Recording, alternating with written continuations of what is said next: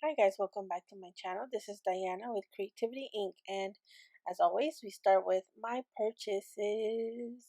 I finally got me a stamp holder, a vintage one, and I love it. I super love it. It's a two-floor kind of condo thing. And I also have gotten this, I don't know if it's a basket or just like a carrier, but it's made out of leather and the bottom of it is made out of wood, but you can see there's tear wear on one side and not on the other side. It was just really a one man's treasure is another man's trash. But moving on to today's video, I wanted to talk to you guys about some of the things I acquired with the purpose of making molds of these. I have these like 100-year-old frames that I found very interesting and I wanted to make a mold of it. This is like a broken handle that I got, and these are all pieces and very old stuff. So, making a mold of it is like, for me, the ultimate. And this is a broken, I think it's a picture frame or a plate frame. So I just wanted to show you guys what I wanted. I just bought it even though it was broken to make a mold out of it.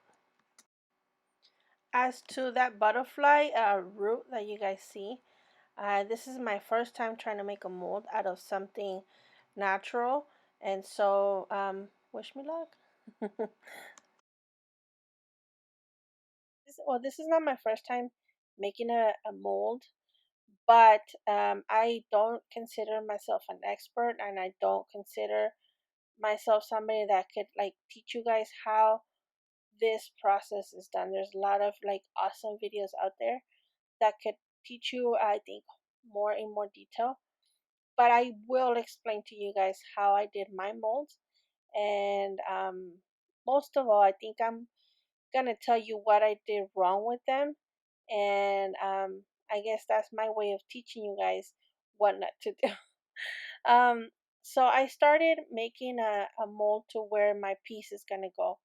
Now I've seen many videos on mold making, and they're pretty simple. They're pretty like grab a box and make a square so where your piece is gonna go. But in my case, my piece that I'm gonna copy has like extrudes out of the mold.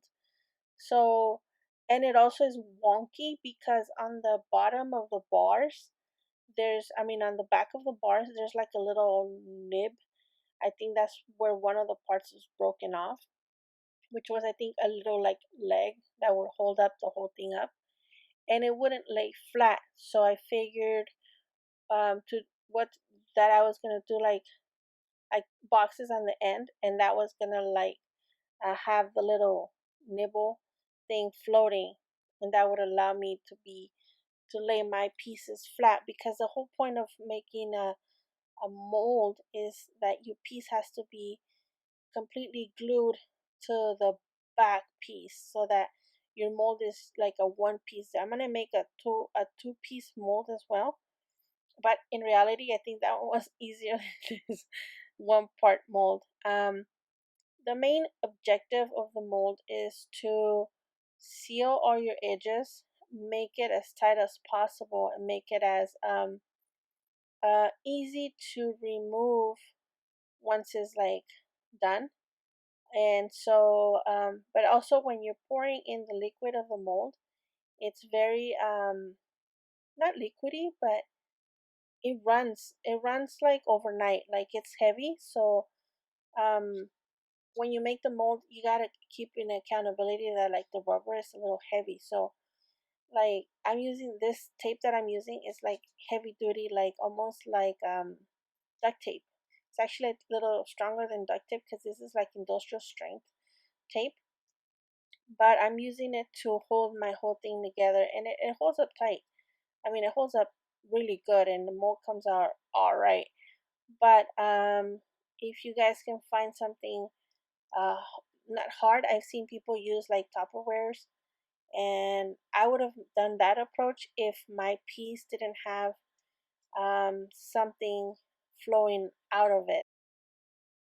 Once I have the shape kind of figured out, I put double-sided tape on the bottom part of of the mold, or the container, because I want to make sure my piece is completely on the bottom. Like, if you let the pouring or the liquid mold or the liquid rubber go under your piece, you're gonna have either one, a lot of cleaning up to do, or two, like a really hard mold that you, when you, every time you make a piece, you're gonna struggle taking it out.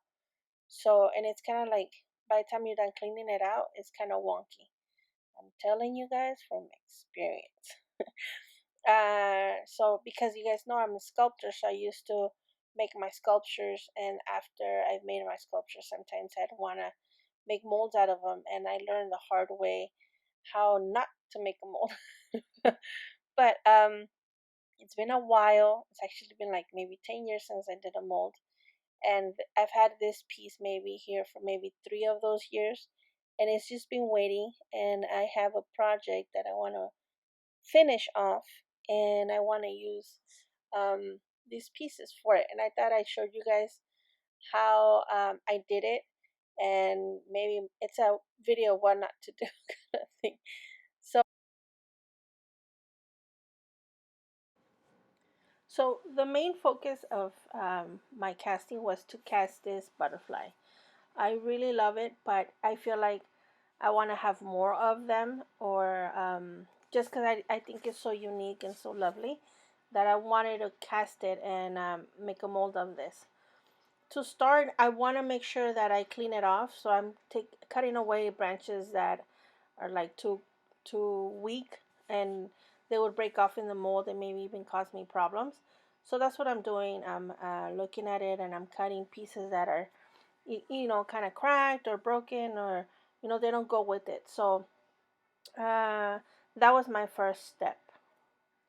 My second step is to use silicone glue, or no, actually I think this was crazy glue. So I crazy glued all of it, meaning every little branch, every little thing, because I know when you make molds, when it comes to demolding your piece, it it tends to be sticky, because the rubber you use, sometimes it sticks on your piece, and much more if it's like a natural um, component where it absorbs the liquid rubber.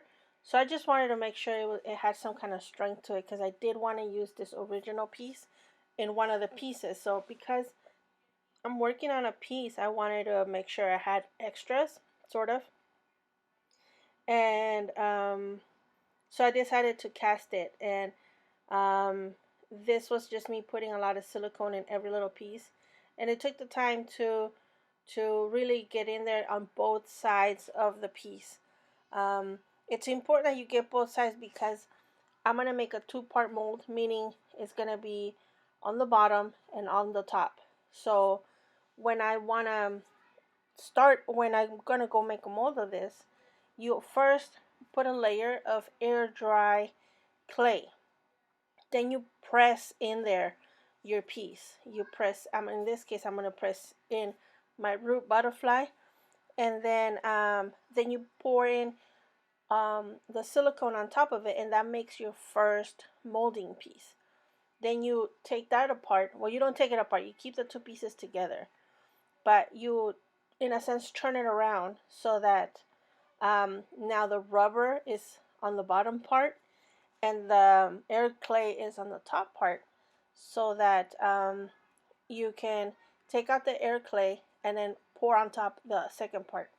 And in order for all of this not to be sticking to each other, because rubber can stick to each other, you put put coconut oil. You can use dish soap. You can use special chemicals for repellers. In my case, I use what I have in my desk, and I used coconut oil. The glue that I was using gave it a little bit of elasticity. So what I was able to do, I wanted to make it flatter to make the mold easier, and I just put it between heavy stuff. As to this one piece mold, I had to put some dry clay in between the piece and the double-sided tape, just so that my rubber silicone doesn't go under. And this is how my pieces look like after. I put some little nibs and stuff in between so that I can get molds of like screws and stuff like that. But this is my butterfly pressed onto the first half of my mold. And this is my first mistake. I forgot to put markers. And you guys will see how much it messes up my molds. And but this is the two molds that are one half, so there was no second part to it. These two have two parts. This one has, you see those little like nipples that kind of help settle each mold to the other. Those help it kind of close together. This one is all wonky and it moves around and shifts because it doesn't have those little nipples. So when you do your first half of your mold, please, please, oh please, oh please make sure you put those. I totally messed up on the one mold that I was like, uh, hoping and hope I did perfect. And so this is the product that I'm using to cast my molds. It's both of the items. I don't know if I showed you guys the rubber that I got to make the molds, but the rubber and the pour epoxy that I got, they were both Hobby Lobby, I believe, and they're the easiest thing to do. Basically, you mix part A and part B, and you do equal parts, and it's the most simple thing. If you've never used this product, I actually have never used this one particular brand, and it was easier than I expected. This one, you pour it in, and when you pour it, it's like a foggy liquid, and it tells you it's ready to pour when it becomes like crystal clear to pour.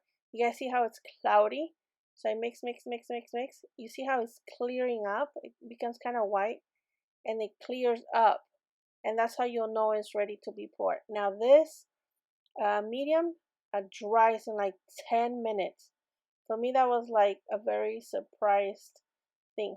Look, this is what happened. This is another mistake. I left the hole out. So I'm like pouring the epoxy and I was like, oh my gosh, there's nothing holding it. Like I didn't put no tape, no nothing. And this is kind of like a time lapse of it drying. Literally took I think 11 minutes to dry, and when it's solid white, it's just ready to pop out. But in this one, I did cover the ends to where the mold came out of the box. See, this is a mistake I didn't think about. How do I made the mold in the box to, for the little extra pieces to extrude out of the box, but I didn't think about, okay, so it's also going to be on my mold, and when I pour in my medium, the whatever medium I poured is also going to extrude out of my mold. So what I could do here is go back with that same mold, the rubber from the mold, and put some there. And if I don't have any like oils or anything, it should attach to itself. If anything, you can like take off a little layer with the knife and it will attach to that fresh new um, rubber from the mold. And that way I should just cover up my mold and I shouldn't have any more problems. So one of the projects that I wanted to use one of my cast pieces on is this oval frame. I have a vision of making a piece of art on this frame that my husband gave me, and I wanted to show you guys a little bit of how I painted it. I did I used that blue that I always use. I love blue, and I put a little bit of gesso on it so that it gives it a little bit of texture, and also it gives it that matte look. When you want to make a completely matte paint, I I use gesso so that it looks more like a chalk paint. It makes your paint chalky, so gesso is the way to go. Anyway, so what I do is I just with this blue I just cover all my yellow gold. I don't know what else to call it, but just out of those two golds, I only cover like the basic frame and not the flowers. For my next step, I did the watered down black, And I just wanted to bring out a little bit of darker shade of blue. I didn't want it to look black. I just wanted it to look a darker blue. So I watered, in this little tub I have watered down black, and I just added a little bit more water and went around my crevices, and I kind of like wiped it on and wiped it off. On top of it being very light, I kind of wiped it off anyway, just so that it pops up that this little texture here. Once I went all around with my watered down black on the inner and on the outer rim of the picture frame, I went back with the lighter tone and did it on the downslope of the frame, so that it brings out the that deep depth or dip of the frame. I feel like it made the frame look a little deeper than what it actually was, but I like that the blue played along with it, and I did use a little bit of water just so that it becomes part of the blue rather than a separate color. So now, of course, I'm going crazy. I'm painting over the flowers, and not all of it. I just want to paint over the deep parts of the flowers. And what I wanted to do is that I've noticed that with the darker blue, I wasn't really taking off that yellow gold. So I knew that there has to be another color that kind of like made it so that it covered it, but I couldn't do the blue because it was just gonna look awkward. So I decided to do this blue and then kind of wipe it away from the hills of my flowers. So it actually helped it stand out more, and I really liked it, and I was really pleased of how this came. Now it was time to demold my pieces. Like I said, it's ready to demold in like 10-15 minutes. But I gave it like half a day. I didn't want it to be fragile or anything. I had never tried this brand before, so I just wanted to take that extra precaution. I didn't want it to be too fragile, but at the end of the day, it was really hard, and it wasn't that fragile as I thought it would be when I demolded the casted piece of my mold. And I forgot to mention before, um, when you're gonna cast your mold and pour in the acrylic, or I mean the epoxy, you don't need to put anything in between. Sometimes you do, but you don't have to put nothing on the mold as release agent. It just really basically pops out. And after a little bit of cleaning, this piece should look really really good.